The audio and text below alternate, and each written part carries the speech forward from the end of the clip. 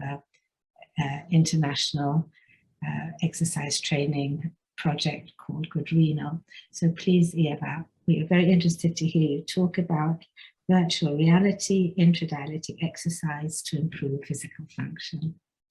Thank you, Naomi, for the presentation. And while I open my presentation, I would like to thank the organization for the invitation to share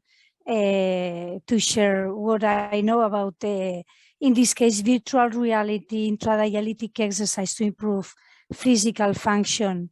I guess you can see my presentation. Is that right? We can see your presentation. Thank you. Thank you for the confirmation. So I've organized this short talk in 3 points. First, I will show you what we do, what is the non-immersive virtual reality, and I will discuss if it should be considered as a type of exercise or not. And then I will show the results of several studies on the impact of this type of exercise on physical function. And later I will show a conclusion for the speech. So all we know that the patients are undertaking hemodialysis have an impact in almost every system and organ of their body. But I will focus on muscles and activity and function.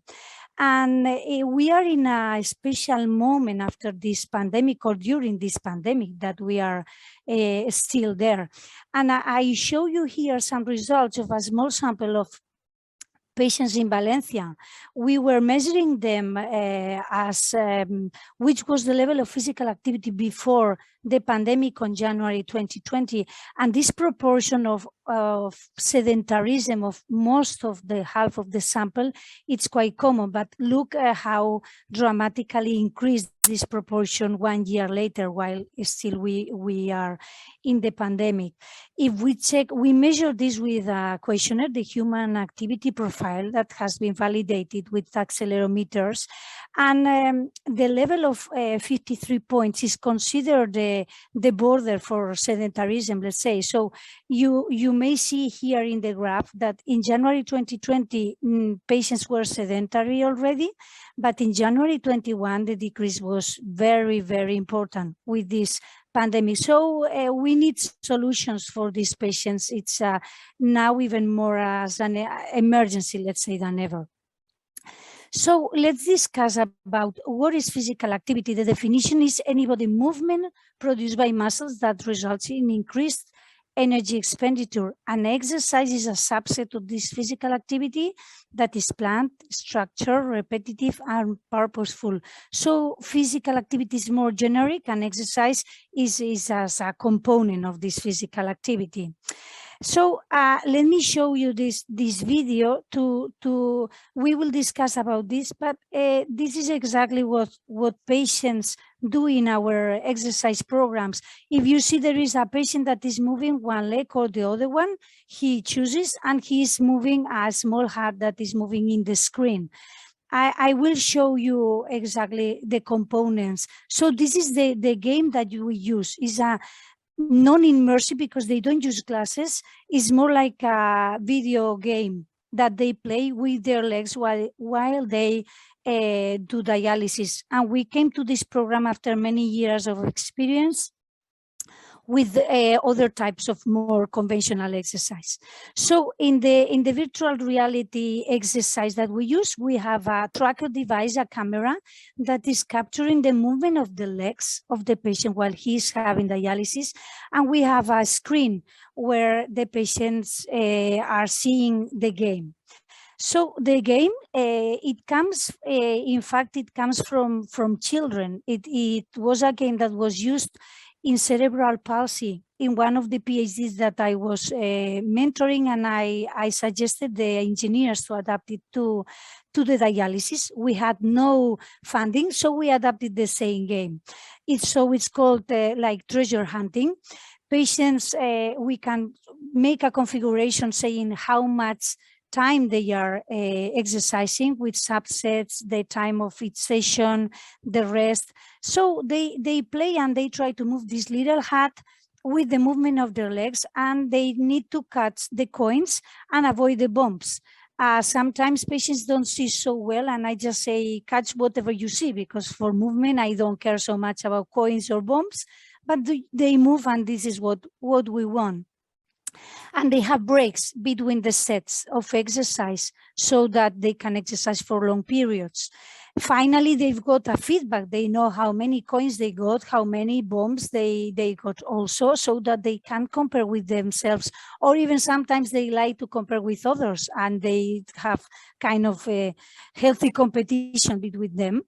And we have also a text file on the computer that shows us the work of the patient so that we can record past sessions. So now, after several tests, we have the system on one unique table, where we have here the camera, and we have the computer, and we have the screen, and we see here the patient. This patient in this small video is working all the time with one leg. No, now he changed it. So we try to encourage the movement of both legs, but I have amputees that, for example, amputees just work with one leg. In this case, is amputation of only one leg. So I think this is clearly exercise, because it's planned, it's structured, it's repetitive, it's purposeful. So here we see how we increase in these two papers that we published, how the increase in total time passed from 3 minutes until more than 40 minutes, sorry. And we can see that there is this increase in this progression, which is so important in exercise. So at this point, I want to show you which are the results that we have seen in physical function. So at this moment, we have two published papers. The first one was a feasibility study. It was the first time that we tested this, 4 weeks of exercise compared to conventional exercise.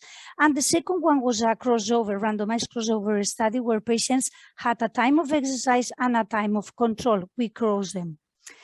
The conventional exercise, they just cycle, and they were doing a strength exercise, something similar to what Clemens was showing short time ago. In fact, it's the same Moto-Medleto bike here.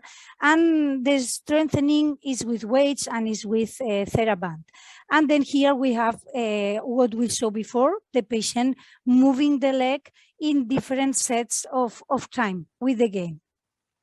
What we found, if we check this test, the physical function measured through the sit to stand to sit test, which is the time to stand up and sit down 10 times from a chair, we see here in dark blue that the patients that were doing virtual reality for 4 weeks decreased the time to perform this test, and so did, and even in a more important magnitude, those that did it 12 weeks.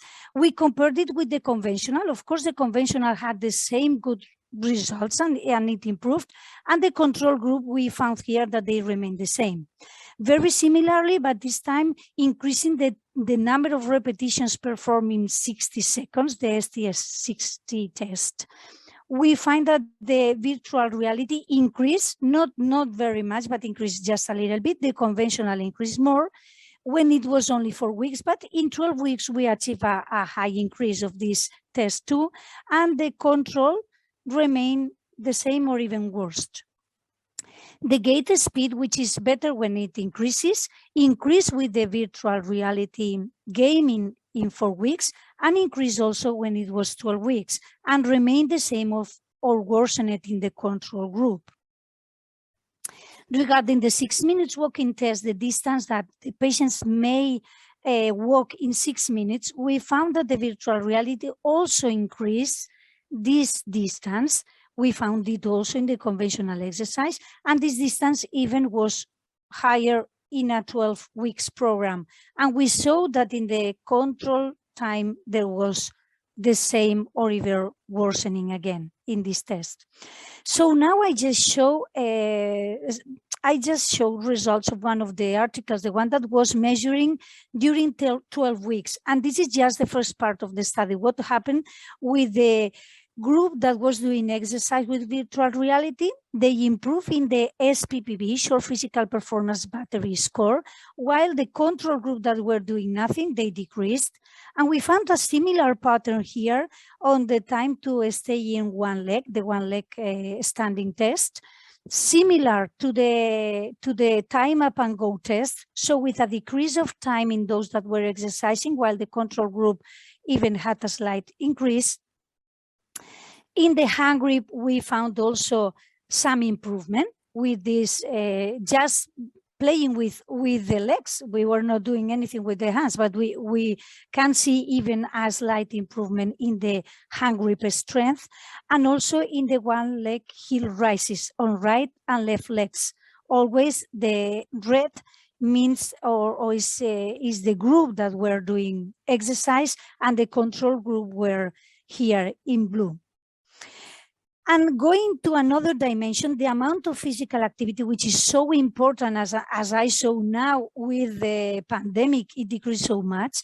Exercising during dialysis translated into an increase of the activity that these patients could do in the afternoons, in the days without dialysis, which is the important thing. So we see that virtual reality exercise increase this physical activity level.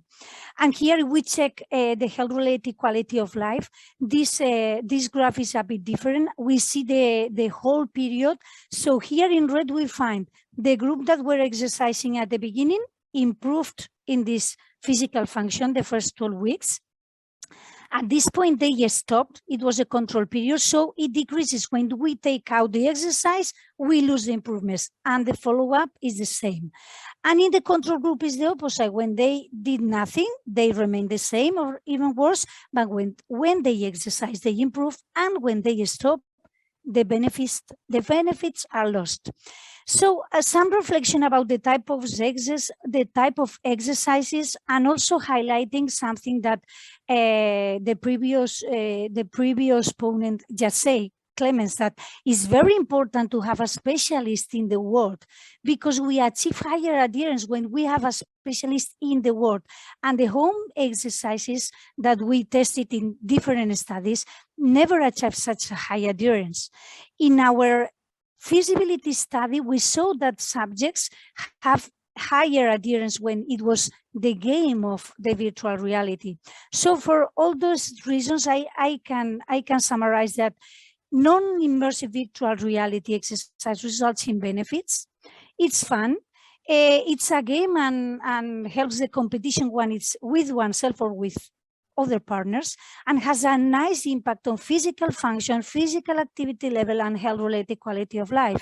And if I compare my experience of this type of exercise with conventional exercise, aerobic and strengthening, I would say that we achieved higher magnitude of improvement, but probably because the adherence was higher, that's all. It's not that it's best, but it's better, but if they do it more, you have higher achievements.